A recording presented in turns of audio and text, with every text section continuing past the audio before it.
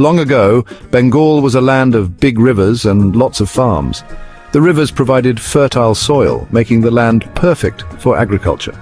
Farmers worked tirelessly, cultivating rice, jute, and other crops that thrived in the rich alluvial plains. The abundance of natural resources made Bengal a prosperous region. It was a place where people from different countries traded goods and shared ideas. The marketplaces were vibrant, filled with the sounds of haggling and the scents of exotic spices. Traders from far-off lands brought silk, spices and precious stones, while local artisans showcased their crafts. This exchange of goods and ideas made Bengal a melting pot of cultures. Most people followed Hinduism or Buddhism. Magnificent temples and serene monasteries dotted the landscape, serving as centers of worship and learning. These religious institutions played a crucial role in the community, offering spiritual guidance and education. Festivals and rituals brought people together, fostering a sense of unity and shared identity. But many also had their own local beliefs. Each village had its own customs and traditions passed down through generations.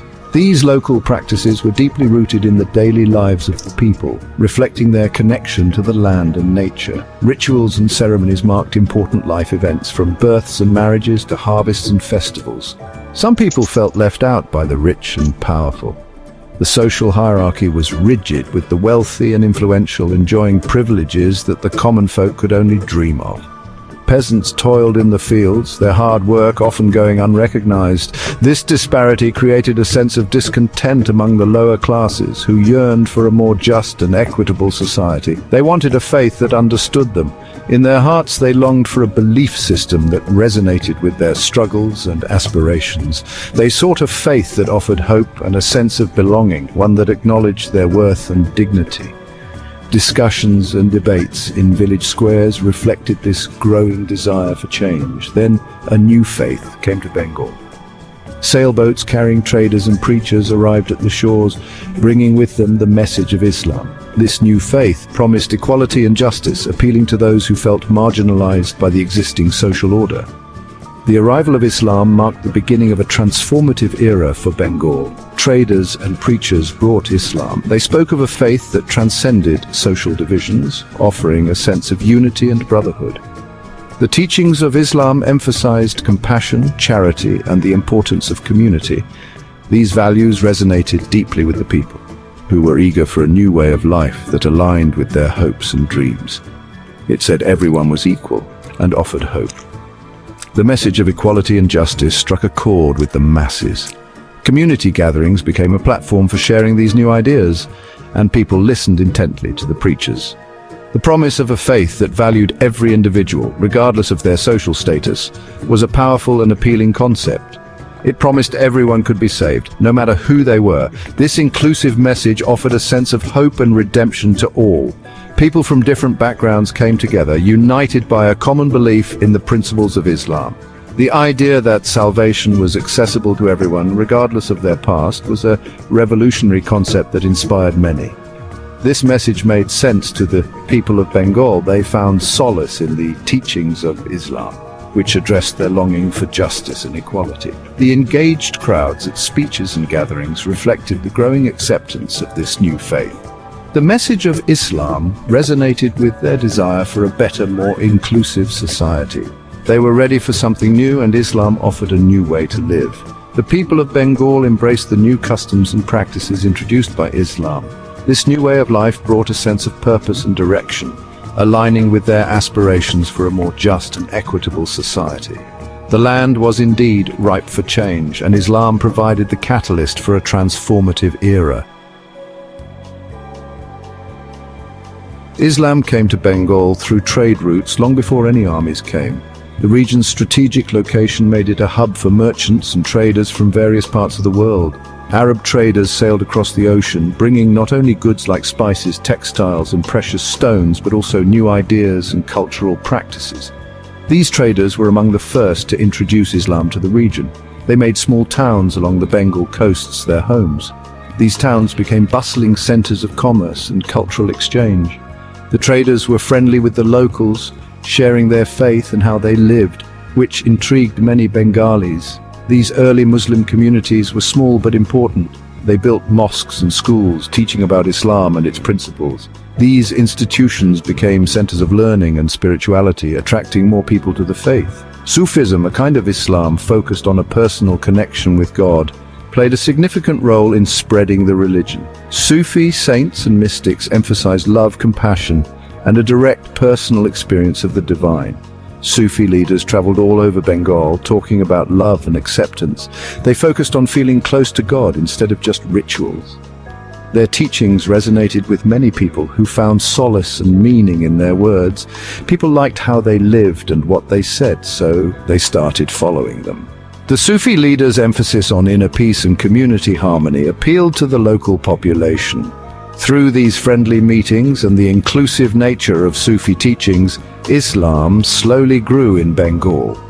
The religion's spread was not through force, but through the genuine connections and shared values between the traders, Sufi leaders, and the local people. Islam didn't just spread peacefully in Bengal, armies also played a part.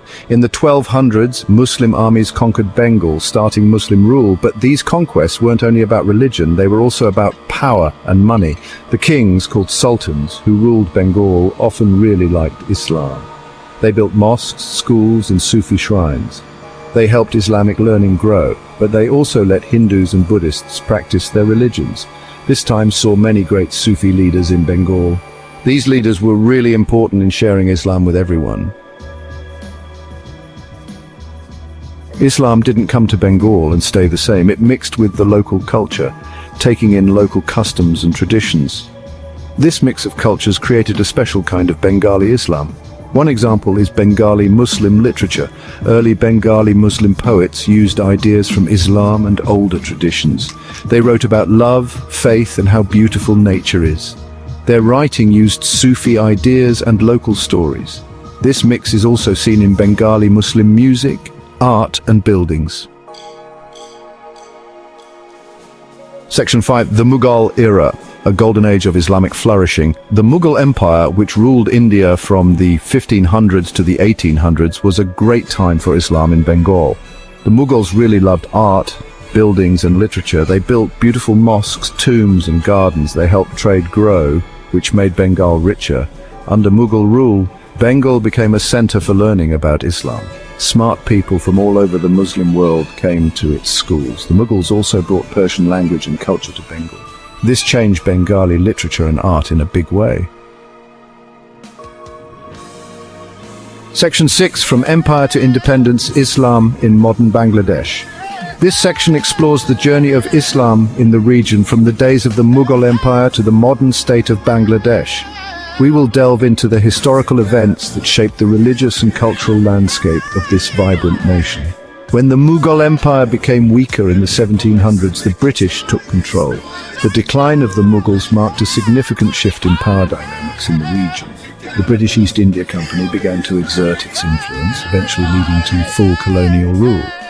The British ruled India, including Bengal, for almost 200 years. This period saw significant changes in the social, economic, and political fabric of Bengal. The British introduced new administrative systems, but their rule also brought about exploitation and hardship for many. During this time, Muslims in Bengal had many problems.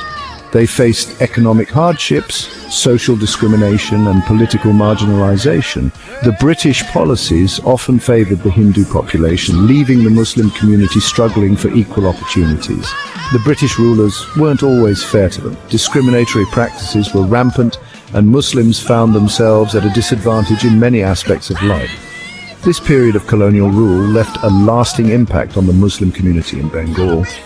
They also didn't have the same chances as Hindus for education and jobs. Educational institutions and employment opportunities were often inaccessible to Muslims, further deepening the divide between the communities. This made Muslims feel like they needed their own country. The sense of alienation and the desire for self-determination grew stronger, leading to the rise of the Pakistan movement. Muslims in Bengal began to envision a separate state where they could thrive without discrimination. In the early 1900s, more and more people wanted Pakistan. The movement gained momentum, with leaders and activists rallying for the creation of a separate Muslim state. This period was marked by intense political activity and widespread support for the cause. Muslims in Bengal joined this movement. They played a crucial role in the struggle for Pakistan, participating in protests, rallies, and political campaigns. The dream of a separate nation resonated deeply with the Muslim population in Bengal. When India became free in 1947, Bengal was split. The partition of India led to the creation of two separate states, India and Pakistan. Bengal was divided into East Bengal, which became part of Pakistan, and West Bengal, which remained in India. The eastern part, where most people were Muslim, became East Pakistan and later Bangladesh. The journey from East Pakistan to the independent nation of Bangladesh was marked by struggle, resilience, and a strong sense of identity. Today, Bangladesh stands as a testament to the enduring spirit of its people and their rich cultural heritage. Section 7. Islam in Bangladesh today, a vibrant faith, a shared identity.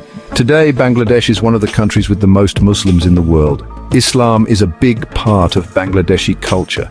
It influences how millions of people live and what they believe. Bangladesh has a rich Islamic history. It has many mosques, shrines, and religious schools. Islamic holidays like Eid al-Fitr and Eid al-Adha are big celebrations. Bangladesh says Islam is its main religion, but everyone can follow their own religion. Section 8. A journey through time, reflecting on Islam's legacy in Bangladesh. The story of Islam in Bangladesh shows how it can change and stay strong. From the first traders to now, Islam has changed Bangladesh's history, culture, and people.